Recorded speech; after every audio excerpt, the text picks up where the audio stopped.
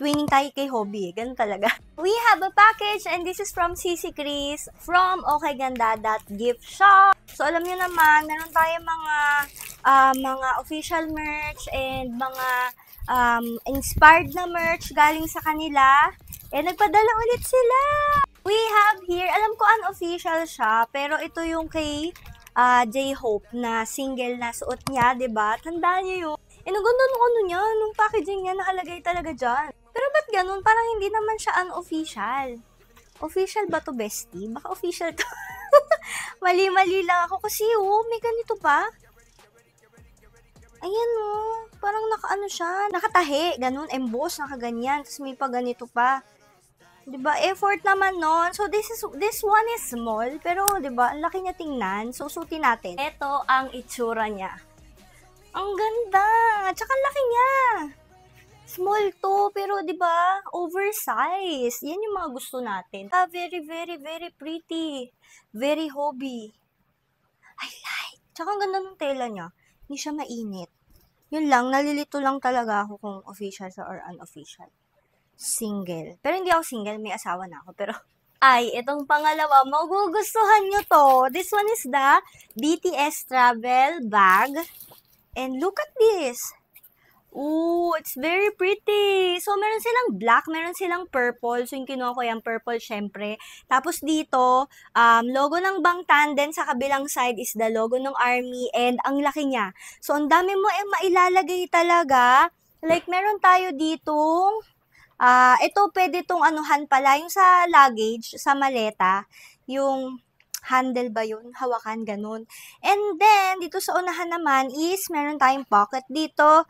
And then, meron tayong keychain na purple na heart. Ayan, borahe. Meron tayo dito extra pocket. This pocket is for, alam ko, para lagayin ng mga sapatos. Pwede kayo maglagay dyan. Kasi ang laki nung, niya, malalim, yung storage niya. And then, sa kabilang side naman ay, ayan, pwede nyo hawakan na ganito. Pwede nyo rin ata lagyan ng tumbler, pero I doubt kasi dapat meron din ditong sasalo do sa tumbler. Pero ayun siya. So, meron ulit tayong pocket sa other side.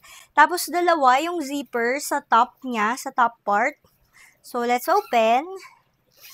Ayan. Oh, okay. So, hati talaga siya. Mas maliit dun sa front yung lagayan. Pero dito, yan, malalim yung lagayan na dito sa likuran. Ayan, okay? And then, meron siyang strap, huwag kayong mag-alala para maisabit natin siya sa ating mga katawan. And this is it, pansit! O, diba, sa tayo, punta tayong Korea para sa festa. Ito lang dadali natin. Ganda ng bag! Guys, you get this. You get the bag. You order the bag. Merong black. If ever trip nyo, black, ganyan. So, ang ganda. So, hindi naman siya super kalakihan. Kaya pwede ko rin siyang ipanggalang ganyan, di ba? Pwede ko rin siyang gawing gym bag. Tapos, for the twinning with hobby.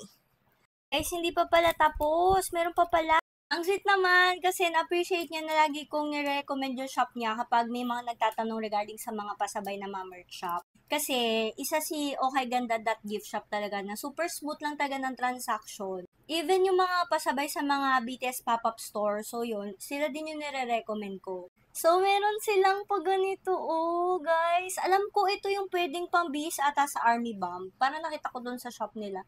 Ang cute! Pwede rin ata to sa pusa ko. Joke.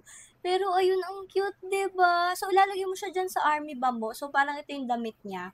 And then, meron tayo ditong, meron tayong mga Enhypen na photo card. And then, I think this one is labubu na damit. Ang cute, diba? Like, kung nagkukulik ka ng mga dolls, and mga labubu, ganun. Di ba nauso yun? So, para kami jumper na Bangtan version. Ang cute!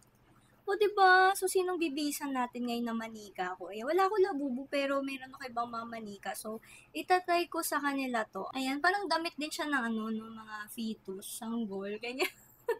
Taray! Thank you, Sisi Chris! Ayan, order na kayo. OkayGanda.gift shop. Lagi ko siya dyan sa ating screen para ma-order nyo sa Instagram.